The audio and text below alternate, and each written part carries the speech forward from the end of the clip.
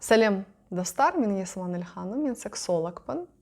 Бүгін бізде бірнеше қызық тақырып: гигиена, өз-өзін күтіну, жуыну, іш киім деген тақырыптардан өтейік. Ең бірінші гигиена, тазалық.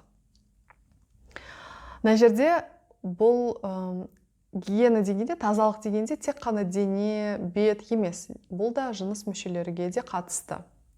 Жыныстық денсаулыққа өте маңызды. Себебі өз-өзін гигиеналық түрде таза өзін ұстанып жүру, бұл көптеген ертеңгі денсаулық жағынан мәселелерден құтыласыз. Және де жыныстық қарым-қатынаста өте керекті фактор.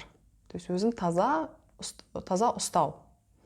Екіншіден, қандай сабындарды қолдану, керек па жоқ па? Әрине керек. Жақсы сабындарды, интимный гель деген болады, всякий түрлері бар, жыныс мүшелерге арналған. Солармен жуынғаны дұрыс. Бұл микрофлораға онша көп әсерін тигізбейді.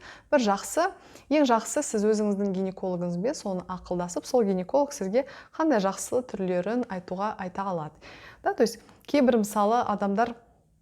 кейбір врачтар, мысалы, подмывание ромашкада, мысалы, бар, соны травяные бір, то есть өзін жуынады, мысалы, арнайы бір шөптерден, да. Оны енді бәрін тек сіз, ең жақсы, тек гинекологпен сөйлесіп, сол сізге маман айтады. Сіздің денсаулығыңызға сай.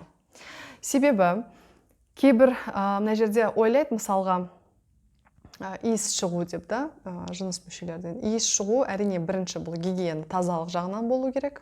Әрине, болу мүмкін. Екіншісі, бұл инфекция болу мүмкін. Яғни ауру мүмкін, жыныстық аурулар болу мүмкін, және де бұны тек емдейді. То есть уролог, гинеколог мамандары ғана ем жазып беріп, тек қана осылай ғана дәрілермен емдейді. Соны да білгеніңіз жөн. Мүлдем ешқандай гель, анау-мынау қолданбай, мүлдем ешқандай сабындармен жуынбай керек емес. Әрине, қазіргі кезде түрлері бар, жақсы фирмалар бар, жақсы бағалары да бар. Сондай жақсы біреуін таңдаңыз. То есть дәретке шыққан соң өзін жуынып жүргеніңіз жөн. Таза ұстап. Келесі тақырып: іш киім зиян емес пе, пайдалы ма, айырмашылығы жоқ па? Әлде айырмашылығы жоқ па? Іш киім жайында. Мына жерде қайтадан да дәрігерге сұрайтын сұрақтар. Көбінесе айтатын кеңесі гинекологтардың бұл іш киімсіз жатқаны дұрыс деп. Жалпы микрофлораға, жақсы жыныс мүшелерге еркін бос болғаны жақсы дейді. Бірақ сіз қаншалықты өз-өзіңізді еркін сезінесіз, қаншалықты сізге бұл қысылмай, өзіңізде мүмкіншілік бар болса, себебі көптеген енді біз түсінеміз ғой, көп адамдарда іш киімсіз жату мүмкіншілігі жоқ. Соны да әрине сіз қарастырыңыз.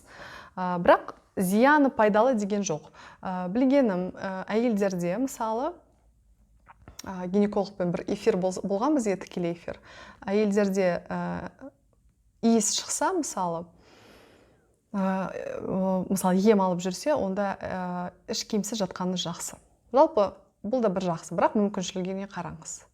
Зияны ешқандай жоқ, пайдасы да, жалпы бұл осындай бір мүмкіншілігіне, сіздің мүмкіншілігіңізге қарай істелінетін әрекет. Окей? Достар, бұл видео сізге қызық және пайдалы болды деп мен ойлаймын. Менімен болғаныңыз үшін рахмет. Сұрақтарыңыз, тағы да қандай пікірлерді, қандай тақырыптарды қозғайын, менің инстаграм парақшама қалдырыңыз. Сол жерде қызық тақырыптарға арнайы осындай видео түсіремін. Рахмет, сау болыңыз.